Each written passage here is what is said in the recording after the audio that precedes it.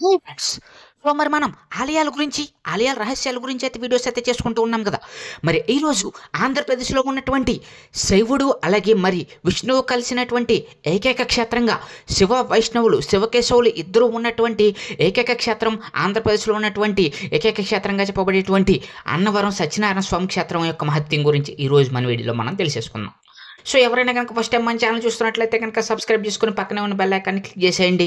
అలాగే ఈ వీడియోని లైక్ చేయండి. మీరు చేసేటువంటి చిన్న లైకే కావచ్చు నేను మరిన్ని వీడియోస్ చేయడానికి నాకు మోటివ్ అవుతుంది కాబట్టి దయచేసి ఈ వీడియోని లైక్ చేసి ఈ వీడియోని స్కిప్ చేయకుండా చివరి వరకు చూడడానికి ట్రై చేయండి. అన్నవరం సత్యనారాయణ స్వామి యొక్క ఆలయం గురించి తెలుసుకుంటే మరి వేళ్ల కాలం నాటి ఆలయ చరిత్ర అనేది ఎంతో గొప్పగా అయితే ఉండబోతుందన్నమాట. మరి అన్నవరం గురించి ఎంత చెప్పినా తక్కువే. అన్నవరం సత్యనారాయణ స్వామి ఆలయం అనేది మరి ఆంధ్రప్రదేశ్‌లోకెల్లా ప్రసిద్ధి చెందినటువంటి ఏకైక క్షేత్రం. తెలుగు రాష్ట్రాల్లో నుంచే కాకుండా దేశ విదేశాల నుంచి కూడా ఇక్కడికొచ్చి అన్నవరం స్వామివారి సత్యనారాయణ స్వామివారి దగ్గరికొచ్చి, అన్నవరం స్వామివారి దగ్గరికొచ్చి అన్నవరం సత్యనారాయణ వ్రతం అయితే చేయించుకుంటూ ఉంటారు. ఈ విధంగా అన్నవరం క్షేత్రం దర్శించుకున్న విధంగానే మరి వెంటనే ఈ అన్నవరం క్షేత్రం దర్శించిన వెంటనే కూడా మరి భక్తుల కోరికలు నెరవేరుతాయని, అలాగే భార్యాభర్తల మధ్య ఇద్దరి మధ్య కూడా మరి అనుబంధం ఏర్పడుతుందని, సత్యనారాయణ స్వామి వ్రతం చేయడం వల్ల వాళ్ళిద్దరి బలం బలపడుతుందనేది ఎంతో భక్తుల నమ్మకం అనమాట. అందుకే ఇక్కడికొచ్చి ఎక్కడెక్కడి నుంచో వచ్చి స్వామివారి దగ్గరికొచ్చి అన్నవరం సత్యనారాయణ స్వామి వ్రతాలైతే చేయించుకుంటూ ఉంటారు.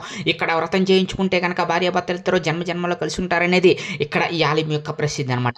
అలాగే ఈ ఆలయంలో గమనించినట్లయితే గనక స్వామివారు వీర వెంకట సత్యనారాయణ స్వామివారిగా మరి ఎంతో గొప్పగా వీరత్వం కలిగినటువంటి మీసాలు కలిగి అద్భుతమైనటువంటి మరి ఆ యొక్క విగ్రహమూర్తిగా ఇక్కడ కొలువై ఉంటారు. అంతేకాకుండా ఇక్కడ శివుడు, కేశవుడు, అమ్మవారు ముగ్గురు కలిసినటువంటి ఏకైక రూపంగా, ముగ్గురు ఉన్నటువంటి ఏకైక ప్రదేశంగా కూడా ఈ అన్నవరాన్ని చెప్పుకుంటూ ఉంటారనమాట.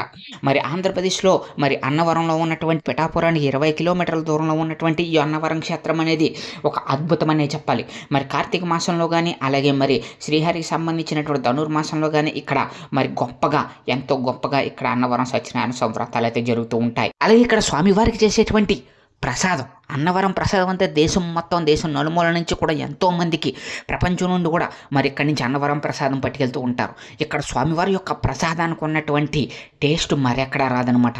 ఈ యొక్క ఆలయంలో చేసేటువంటి స్వామివారి యొక్క నామస్మరణతో చేసేటువంటి ఆ యొక్క ప్రసాదానికి ఉన్నటువంటి టేస్ట్ కానీ, ఆ యొక్క విలువ కానీ అంతు చిక్కనదనమాట. తిరుపతి లడ్డు ఎంత ఫేమస్సో దానికంటే ఇక్కడ అన్నవరం సత్యనారాయణ స్వామివారి యొక్క ప్రసాదం అనేది అంతకంటే మరి 100 రెట్లు ఆ యొక్క స్వామివారు స్వయంగా వెలిసినటువంటి క్షేత్రం కావడంతో ఆ స్వామివారిని తలుచుకుంటూ చేయడంతో తిరుమల లడ్డూకి ఎంతైతే ప్రత్యేకత ఉందో ఇక్కడ స్వామివారికి ఉన్నటువంటి అన్నవరం సత్యనారాయణ స్వామి ప్రసాదానికి అంతే డిమాండ్ అయితే ఉందన్నమాట. ఈ యొక్క ప్రసాదం అనేది ఎంతో అద్భుతంగా తయారు చేస్తారు. మరి యొక్క ప్రసాదాన్ని పంచిపెడితే, అలాగే ఈ ప్రసాదం కొనుక్కుంటే మరి ఆకులతో సహా తినేస్తారు, ఆకులతో సహా నాకేస్తారు అనడంలో ఎటువంటి అతిశయోక్తి లేదు. అంత గొప్ప ప్రసాదం సంబంధించినటువంటి అంత గొప్ప రుచి అనేది ఇక్కడ మాత్రమే సాధ్యమైంది. ఇక్కడ ఉండేటువంటి వేద పండితులు అందరూ కలిసి మరి ఆ యొక్క ప్రసాదాన్ని ప్రసాదశాలలో, విక్రయశాలలో ప్రసాదాన్ని తయారు చేస్తూ ఉంటారు కదా. స్వామివారి కాడి వాడేటువంటి ఆ యొక్క ప్రసాదంలో వాడేటువంటి ఆ యొక్క వంటకాలు కానీ, ఆ యొక్క ప్రసాదం చేసేటువంటి విధానం కానీ ఇక్కడ మరి ప్రపంచం నలుమూల నుంచి, అలాగే దేశం నలుమూల నుంచి ఎవ్వరికి అంతు చెక్కనటువంటి రహస్యం ఏంటంటే ఇక్కడ అంత అద్భుతమైనటువంటి రుచి ఆ ప్రసాదానికి ఎలా వస్తుంది అని చెప్పేసి ఎంతోమంది భక్తులైతే ఎదురు చూస్తూ ఉంటారు. ఆ యొక్క అన్నవరం ప్రసాదం తిందామని చెప్పేసి, తెప్పించుకుందామని చెప్పేసి ఎంతోమంది ఎన్నో విధాలుగా మరి స్వామివారి ప్రసాదాన్ని కోసం ప్రత్యేకించి మరి అన్నవరం వచ్చి స్వామిని దర్శించుకుంటూ ఉంటారనమాట. అంత గొప్ప శక్తి కలిగినటువంటి అన్నవరం క్షేత్రం యొక్క ప్రసాదం విలువ. అలాగే ఈ యొక్క అన్నవరం క్షేత్రం గురించి చెప్పుకోవాలనుకుంటే కనుక ఇక్కడ మనం శివుడు, కేశవుడు, అలాగే మరి శివుడు ఇద్దరు ఉంటారు అనుకున్నాం కదా. అలాగే అమ్మవారు కూడా ఉంటారు. ఒకే పీఠం మీద వీళ్ళ ముగ్గురు ఉండి మరి భక్తులకు దర్శనమిస్తూ ఉంటారు. స్వామివారు వీర వెంకట సత్యనారాయణ స్వామిగా మరి ఇక్కడ కొండపై కొలువై ఉన్నారు. ఈ యొక్క ఆలయం రహస్యం గురించి మరిన్ని విశేషాలు ఇప్పుడు మనం తెలుసుకుందాం. మరి యొక్క ఆలయం స్థల పురాణం ప్రకారం తెలుసుకోవాలనుకుంటే గనక, స్థల పురాణం ప్రకారం పర్వత శ్రేష్ఠుల్లో ఒకడైనటువంటి మేరు పర్వతం, ఆయన భార్య మేనక శ్రీ మహావిష్ణువు గురించి తపం గురించి ఆచరించి విష్ణువు అనుగ్రహంతో ఇద్దరు కొడుకుల్ని పర్వతాలుగా పొందారు. ఒక పర్వతమేమో భద్రుడు, ఇంకొక పర్వతం రత్నాకరుడు అనమాట.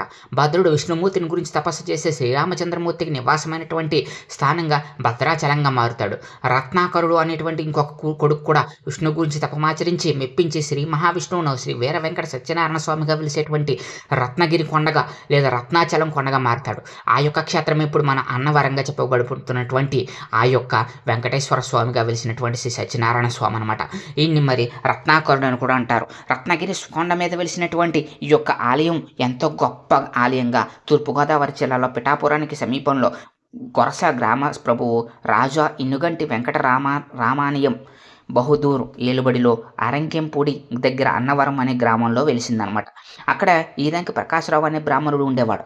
అతడు మహాభక్తుడు. ఒకనాడు శ్రీ మహావిష్ణువు ఇతనికి రాజా ఇనుగంటి వెంకటరామారాయణం బహదూరు వారికి ఏకకాలంలో కనబడి రాబో శ్రావణ శుక్ల విధియ మఖా నక్షత్రం గురువారం నాడు రత్నగిరిపై వెలుగుచున్నాను, నీవు నన్ను శాస్త్రీయమానంగా ప్రతిష్ఠించి సేవించు అని చెప్పి అంతర్ధానమయ్యారు.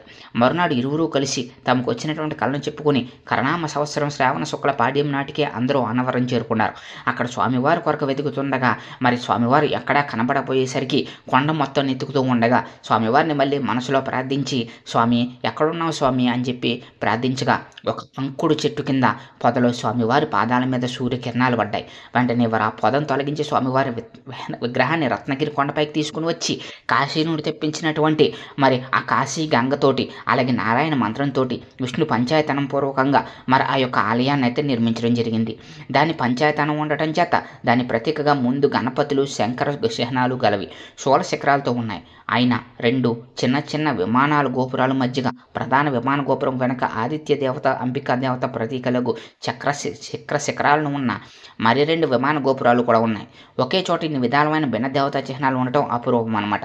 మరి ఈ విధంగా స్వామివారు కల్లో కనిపించి చెప్పిన విధంగానే అక్కడ వెళ్ళడంతో అక్కడ స్వామివారు రత్నాగిరి కొండపైన ప్రతిష్ఠించడం జరిగింది సత్యనారాయణ స్వామివారి యొక్క ఆలయాన్ని అనమాట. అలాగే మరి ఈ ఆలయాన్ని పునరుద్ధరణ కూడా చేశారు. 1970లో ఆలయం మీద పిడుగుపడి ఆలయ విమాన గోపురం పగులు బారడంతో రుద్రాక్ష మండపం మీద పగులువారి వర్షపు నీరు విగ్రహాల మీద పట్టడంతో ఆలయ నిర్వాహకులు ఆలయాన్ని పునరుద్ధరణ కోసం కార్యక్రమాలు చేపట్టారు. శ్రీశైలం, విజయవాడ, సింహాచలం, వేములవాడ ఆలయాల మాదిరిగానే ఈ ఆలయం కూడా గ్రానైట్ నిర్మాణాలు చేపట్టారు. ఈ పనుల కొరకు తమిళనాడు నుండి 1000 టన్నుల గ్రానైట్ తీసుకొచ్చారు. దిగువ మొదటి అంతస్తు 900 టన్నుల గ్రానైట్ రాయి ఉపయోగించారు. పునర్నిర్మాణానికి ముందుగా చిన్నదిగా ఉన్న గర్భాలయాన్ని కొంచెం విశాలంగా చేసి ఆలయ ప్రధాన ద్వారం పెద్ద చేసి ఎక్కువ మంది భక్తుల దర్శనం కోసం వీలు కల్పించారు. దిగువన ఉన్న యంత్ర మందిరం కూడా విశాలంగా చేశారు. పునరుద్ధరణలో భాగంగా నారాయణ గోపుర కలశం, గణేశ బాల త్రిపుర సుందరి, సూర్యనారాయణ, శంకర పంచాయతన కలశాలు కూడా స్వర్ణపూత పూసుకున్నాయి. క్షేత్రపాలకులైనటువంటి రామాలయ గోపుర కలశం, ఆంజనేయ స్వామి గోపుర కలశం కూడా బంగారు పూత కూడా పోయబడ్డాయి. రుద్రాక్ష మండపం, మకర తోరణం ద్వారాలు, ఊయల్లో కూడా బంగారు పూత పోయబడ్డాయి. ఈ విధంగా మరి ఆ యొక్క ఆలయాన్ని ఈ యొక్క సత్యనారాయణ స్వామి వారి ఆలయాన్ని పునరుద్ధరించడం జరిగిందనమాట. మరి ఇంకా చెప్పాలనుకుంటే కనుక ఈ ఆలయం గురించి చెప్పాలనుకుంటే కనుక ఆలయాన్ని 1934లో నిర్మించారని చెప్పుకున్నాం కదా. మరి ఈ విధంగా నిర్మించడం వల్ల పంపా నది ఒడ్డున ఉన్నటువంటి రత్నగిరి మీద ఈ ఆలయం సముద్ర మట్టానికి 300 అడుగుల ఎత్తులో ఉండడం జరిగింది. ఈ గుడికి పాదచారులు చేరుకోవడానికి మెట్ల మార్గం కూడా ఉంటుంది. ప్రధాన ఆలయం రథాకారంలో ఉండి 4 దిక్కుల్లో 4 చక్రాలతో ఉంటుంది. ప్రధాన ఆలయానికి ఎదురుగా కళ్యాణ మండపం ఉంటుంది. ఈ కళ్యాణ మండపం ఆధునిక నిర్మాణ చాతుర్యానికి ఒక మచ్చుతనంగా చెప్పుకోవచ్చు. వనదుర్గ ఆలయం, రామాలయాలు పక్కనే కనిపిస్తూ ఉంటాయి. ఆలయం రూపం అగ్ని రూపంలో చెప్పబడినట్లు ప్రకృతిని తలపిస్తూ ఉంటుందన్నమాట. ఈ ఆలయంలో ప్రకారం 2 అంతస్తుల్లో నిర్మింపబడింది. కింద భాగంలో యంత్రంపై అంతస్తులో స్వామి విగ్రహాలు ఉన్నాయి. స్వామి విగ్రహం 4 మీటర్ల ఎత్తు ఉంది. కింద గర్భగుడి ఉన్న భూభాగాన్ని విష్ణుమూర్తిగా అర్చిస్తారు. మధ్య భాగంలో ఉన్నదాన్ని శివుడిగా పూజిస్తారు. మూల విరాట్ అంతగా ఏక విగ్రహంగా ఉంది. త్రిమూర్తులుగా పూజించబడడం ఇక్కడ విశేషం. విభూతి నారాయణ ఉపనిషత్తులో వర్ణింపబడిన యంత్రం కూడా ఇక్కడ ఉందన్నమాట. అలాగే ఈ స్వామివారికి సంబంధించినటువంటి మరి అమ్మవారికి సంబంధించినటువంటి పౌర్ణమి రోజుల్లో స్వామివారికి అత్యంత అద్భుతంగా సత్యనారాయణ వ్రతాలు అయితే ఆచరిస్తూ ఉంటారనమాట. ఎంతో గొప్పగా స్వామివారికి సంబంధించినటువంటి సత్యనారాయణ వ్రతాలు కానీ అలాగే పూజా కార్యక్రమాలు కానీ జరిపిస్తూ ఉంటారు. అలాగే ఈ యొక్క సత్యనారాయణ స్వామి వ్రతం చేసుకోవడానికి ఎంతోమంది దంపతులు వచ్చి స్వామివారికి సత్యనారాయణ వ్రతం చేసుకుని స్వామివారి సేవలో తరిస్తూ ఉంటారు. అలాగే ఈ యొక్క విధానాలు చేసుకోవాలనుకుంటే కనుక ఉదయం 6 గంటల నుంచి సాయంత్రం 6 గంటల వరకు స్వామివారి సత్యనారాయణ వ్రతాలు నిర్వహిస్తూ ఉంటారు.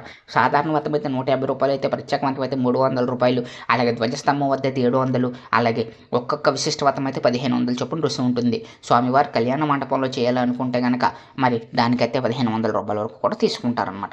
మరి ఈ విధంగా స్వామివారికి సంబంధించినటువంటి గొప్ప క్షేత్రంగా ఈ యొక్క సత్యనారాయణ స్వామివారి యొక్క అన్నవరం క్షేత్రం అయితే ఉండడం జరుగుతుందన్నమాట.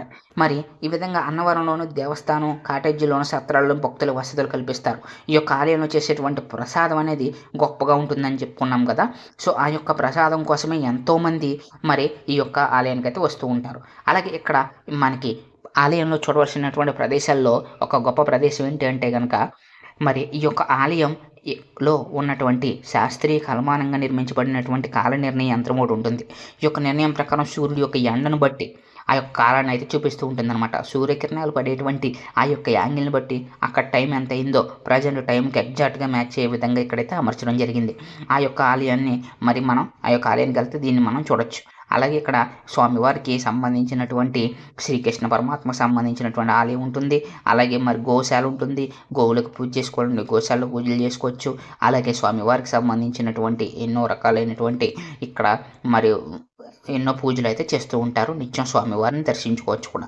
మరి వీళ్ళు ఎంతమంది సత్యనారాయణ స్వామిని దర్శించుకున్నారు? కామెంట్ సెక్షన్‌లో కామెంట్ చేసేయండి. అలాగే మీకు మరిన్ని ఇలాంటి ఇంట్రెస్టింగ్ అప్డేట్స్ కావాలనుకుంటే గనుక మా ఛానెల్‌ని సబ్స్క్రైబ్ చేసి వెంటనే ఉన్న బెల్ ఐకాన్‌ని క్లిక్ చేసేయండి. Thank you friends. Thank you so much.